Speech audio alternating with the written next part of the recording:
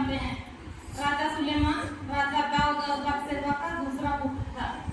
राजा दाऊद की मृत्यु के बाद राजा सुलेमान ही अपने राज्य को संभाला। राजा सुलेमान परमेश्वर पिता से बहुत प्रेम करता था। परमेश्वर पिता भी राजा सुलेमान से बहुत प्रसन्न थे। एक दिन परमेश्वर पिता ने राजा सुलेमान से कहा कि स्वप्न में कि तुझे जो कुछ भी चाहिए वह मांग कि मैं तुझको दूं। तब राजा सुलेमान परमेश्वर पिता से बुद्धि और विवेक का वरदान मांगा। उनसे कहा, पिता, जिस स्थान पर तूने मुझे बैठाया है वहां से मैं बुद्धि और विवेक के साथ राज्य को चला सकूं। तब परमेश्वर पिता ने सुलेमान को बुद्धि और विवेक का वरदान दिया, साथ ही उसे दौलत और शोहरत भी दिया।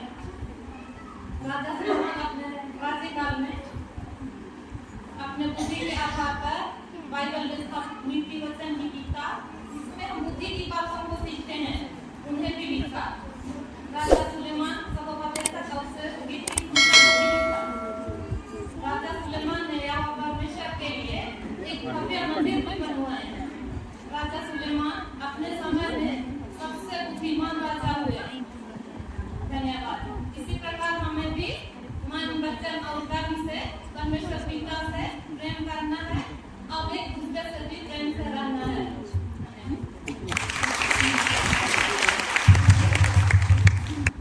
जब इस्राएल देश में यहूदी लोग यीशु को बड़े उल्लास के साथ स्तुति और महिमा करते थे, तब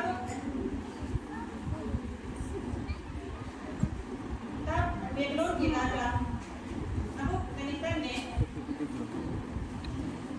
यहूदी के लोगों को अपने यहाँ बेबीलोन ले गए और वहाँ अपने अनुसार उन लोगों को मूर्ति पूजा करने के लिए उन्हें सताते रहे। उसके बाद कितने भी मुश्किलें आ जाने के जीवन में इस प्रकार से नाना प्रकार की परीक्षा में डालना पड़ा। जैसे उन्हें खाने पीने के सामान ले जाते थे। 10 दिन तक उसकी परीक्षा की, लेकिन उस परीक्षा में भी वो उन राजा के सेवकों में उन्हें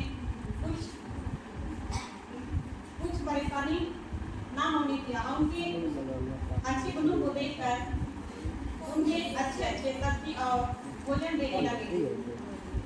उसी तरह उनसे राजा के सेवकों ने उनसे जानने लगे कि ये कैसा युवक है क्योंकि इन्हें कुछ तकलीफ नहीं होता है, फिर भी वो चुपके से बार वो प्रार्थना करने लगते थे। दिन में 3 बार यीशु की महिमा को सिद्धि करने लगे। उसको देखकर वो उसके राजा की सेवा हमेशा उनसे करने लगते थे।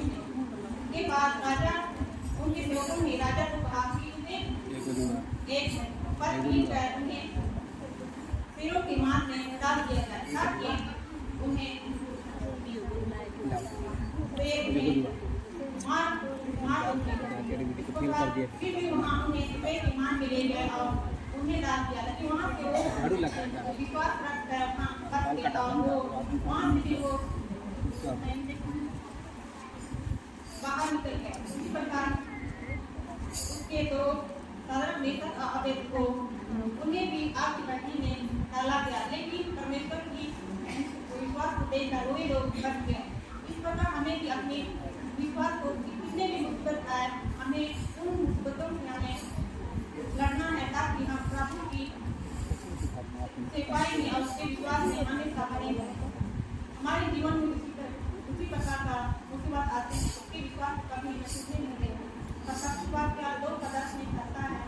हमें कितने भी परेशानी आए, कितने भी संकट आए, शैतान को दिखाने में डालेंगे, लेकिन हमारे में डाले और अंतिम समय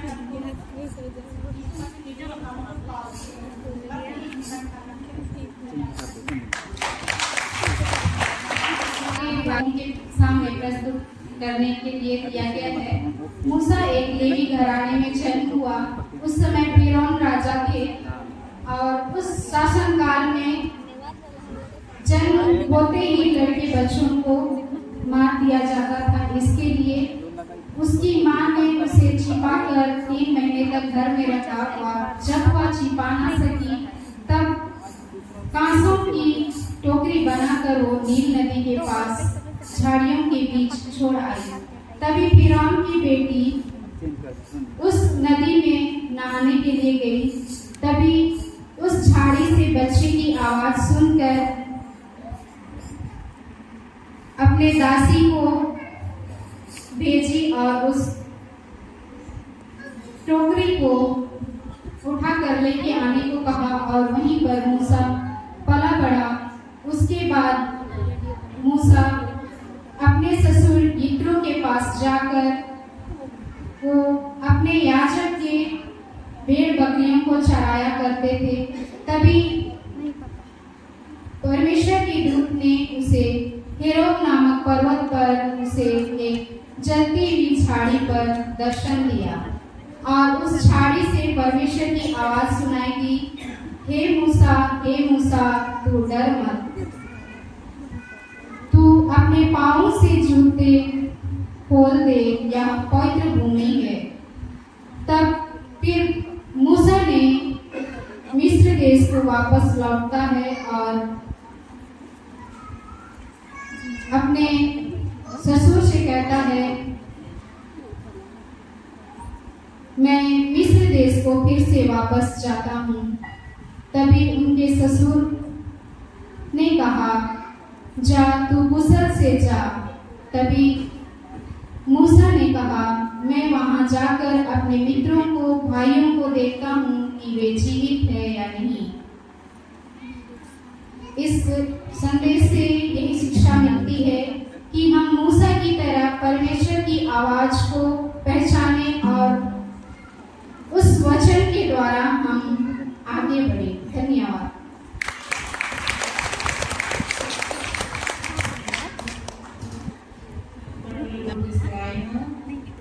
अभी हमको अब्राहम का सच्चे कल्याण के बारे में हम आप लोगों को बताएंगे। मेसोपोटामिया के देश में अन्यास कई लोग बहुत सारे देवी देवताओं को मानते थे। उनमें से अब्राहम का घराना, अब्राहम के पिता का नाम तेरा, उसका बेटे 3 थे, नाहोर, अब्राहम और हरान। इनमें से अब्राहम परमेश्वर का बहुत ही भक्त था, इसलिए परमेश्वर ने उसको दर्शन दिया कि तू इस देश से दूसरे देश को चला जा, जहाँ तुझे मैं बहुत सारी आशीषें दूंगा। तब अब्राहम अपने सारे धन दौलत और अपना भतीजा जो हारून का बेटा था और अपनी पत्नी साराई के साथ दूसरे दिन भोर ही कनान देश को निकल गया। वहाँ कनान देश में फिर परमेश्वर फिर अब्राहम को दर्शन दिया। परमेश्वर के दूत ने अब्राहम को दर्शन दिया और कहा कि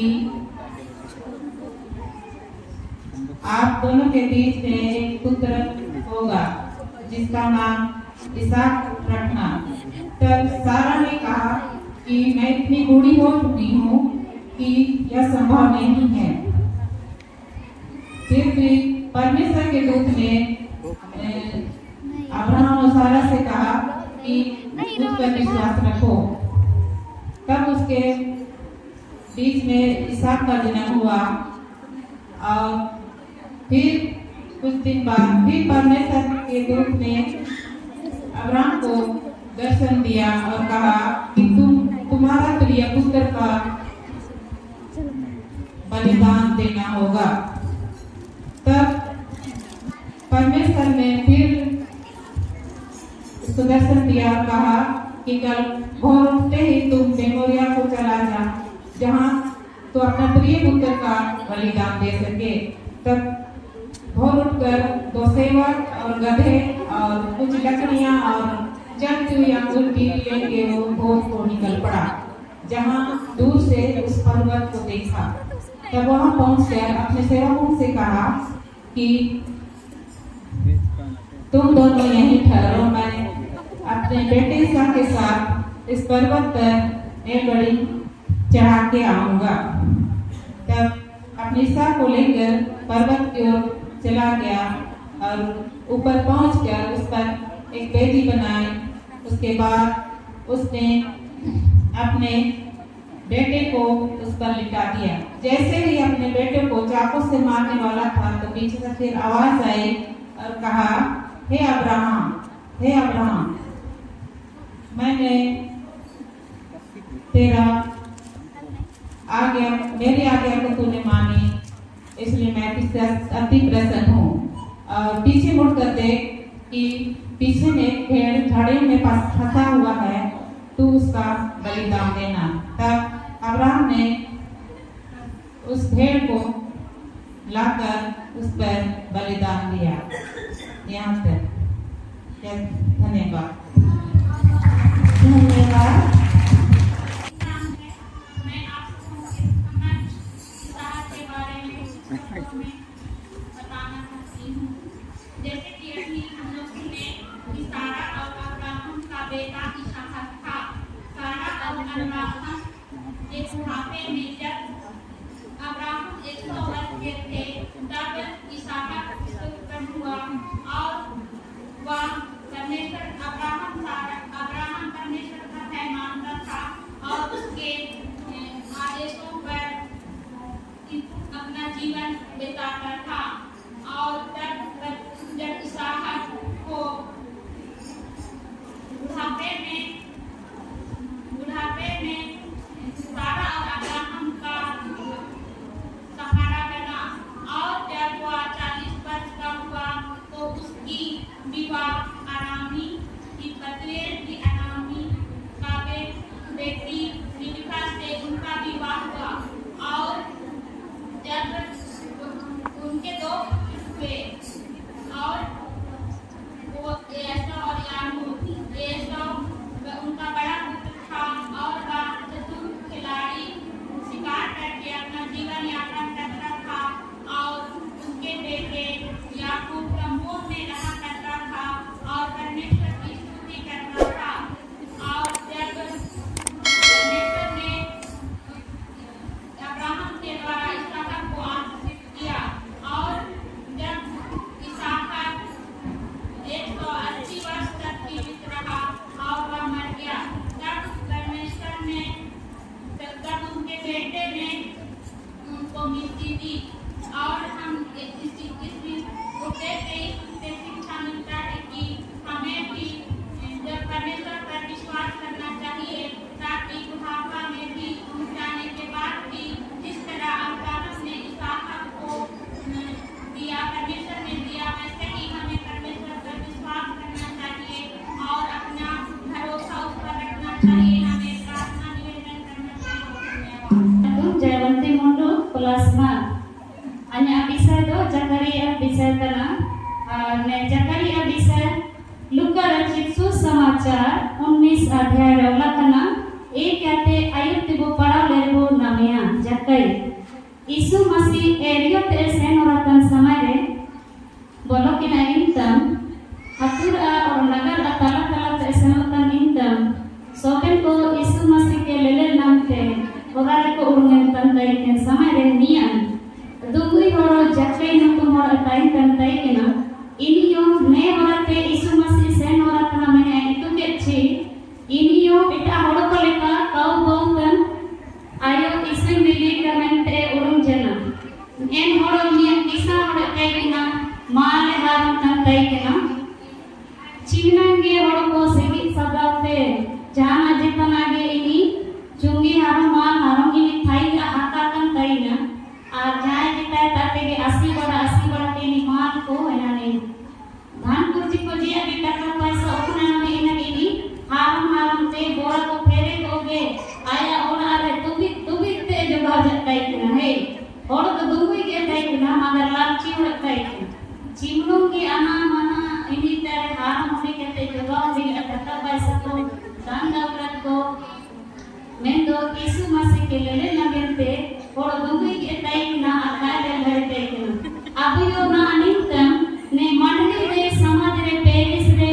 बेसिस रे टोला रे अगल बगल रे बहुत बड़ को ना हो दिगा के ओरो साला के मोटो के ओरो ना लागे मगर यीशु मसीह आपु लेकर के ताइना में तो इन लेले सना के काले ते बाजाई छी सेन मुरंगन बीच रे मी अंदे दोआ दरु ले नाम केला इन दोआ दरु रे सीधी जब हम लगा तची आज प्रभु ने भी यमन के चिके ना ते रखा छना ते छंची इन अते प्रभु ने कैसा भी रखा लिया ए जक्कई चिनम चिके ना लो दरु रे तिसिन दो अन अमवारी कुपु लेना am harakun me am kaitan ina to or jakai am kaitan chi e gomke e prabhu ando papi gian har anya or archin kupulana am kaitan ena ini lo ini jakai hardun chana or ras kala to prabhu ke lendaram kiya samay ho gaya ena te nina ki jaga ko pai gaya धन्यवाद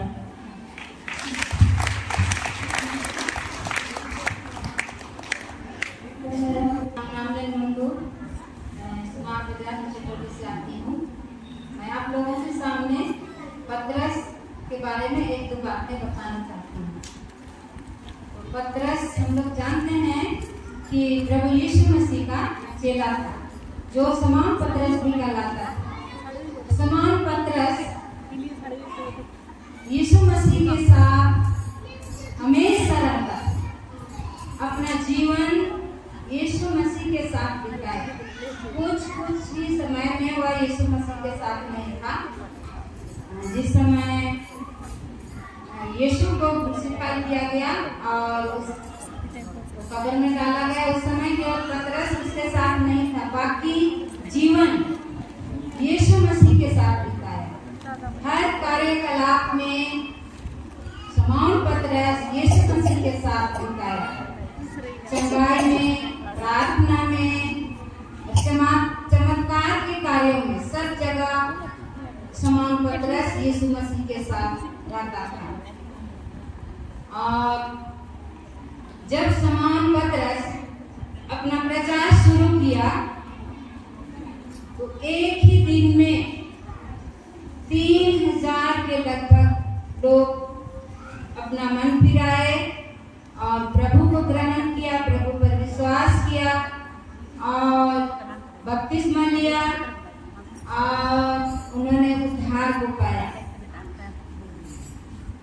और प्रभु यीशु मसीह के हम लोग Bible में पढ़ते हैं तो पाते हैं कि बहुत सारे चेले थे, बहुत सारे चेले थे, लेकिन प्रभु यीशु मसीह 12 चेलों को अपने कामों को बढ़ाने के लिए 12 चेलों को चुन लिया था। उसमें से शमौन पतरस भी एक था। एक बार ऐसा हुआ कि बहुत सारे चेले यीशु मसीह के मार्गों से भटक गए और चले गए, लौट गए। तो प्रभु यीशु मसीह ने पूछा उन 12 चेलों से कि क्या तुम भी जाना चाहते हो, तुम भी फिरना चाहते हो? तो शमौन पतरस ने कहा यीशु मसीह से कि हे प्रभु, जीवन की बातें तो आप ही के पास हैं, इसलिए हम आप ही के पीछे चलेंगे। धन्यवाद। है, मेरा नाम विश्वासी कुर्ती, मैं ऊपर टोली समाज दास है। मुझे विषय मिला है याकूब, लेकिन बताया नहीं गया है कि कौन से याकूब के बारे में बोलना है। ऐसे तो याकूब बाइबल में बहुत सारे याकूब सब हैं, तो मैं पुराने नियम के याकूब के बारे में आप लोगों से थोड़ा सा बातचीत करूंगी। याकूब को हम लोग जानते हैं ना, ज़्यादा बताने की जरूरत नहीं है। याकूब इसहाक और रेबेका का बेटा था और इसके 2 बेटे थे, एसाव और याकूब। और याकूब जैसे जब वो अपनी माता के गर्भ में था ना, तभी तो बहुत ही उद्दंड और क्या बोलेंगे, चालाक टाइप का था और घर में भी वो झगड़ रहा था अपना भाई से। ऐसा हम लोग वर्णन पाते हैं जब उत्पत्ति की पुस्तक में आप लोग पढ़िएगा 27 सुधर आगे, तो टोटल उसका वर्णन हम लोग पाएंगे। और हम लोग देखते हैं कि वह जब बड़ा होता है तो चालाकी से अपने भाई के पहलौठे का अधिकार भी छीन लेता है और उसकी माँ के कहने पर वह ऐसा को जो मिलने वाला आशीर्वाद था अपने पिता से, उस आशीर्वाद को भी वह अपने कब्जे में कर लेता है और अपना मामा घर भाग जाता है। और वहाँ पर से वह जब ब्याह करके, हम लोग जानते हैं कि उसकी 2 पत्नियां थी, राहेल और लिया। उन सबों के साथ जब वह लौटता है उस समय परमेश्वर के साथ उसका मलयुद्ध होता है और उसी समय उसका नाम परमेश्वर ने याकूब से इजराइल रखा है ना। याकूब भी इजराइल कहलाता है। और इसी याकूब के 12 पुत्र का वर्णन हम लोग बाइबल में पाते हैं, जिसका हम लोग बहुत विस्तार से उसमें वर्णन को पाते हैं। और यूसुफ उसी का पुत्र था, छोटा। जब अकाल पड़ जाता है सब अपने पिता याकूब को लेकर के आता है और याकूब को अपने साथ रखता है। वहीं पर उसकी मृत्यु हो जाती है। उसकी कुल अवस्था 147 वर्ष की हो जाती है।